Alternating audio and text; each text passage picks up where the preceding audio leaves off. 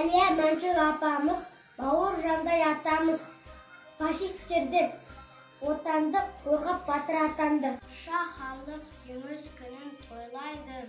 Жас сәбилер думандатып ойнайды. Ардагерлер көздеріне жас алып, ұрпақтарының амандығын ойлайды. Ыстық шақпен қоштасып, семсер найза қолға алып, ұрпақ үшін, ел үшін кетті алар ақтанып. Жеңіс күнін қарталайық бәріміз, жеңіс күнін тойлайық жас кәріміз.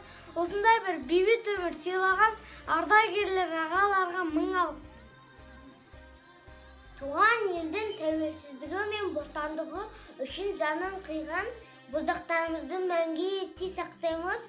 Отан үшін отқа түсіп, қан майданнан аман оралған қандастарымыздың алдында бас иеміз.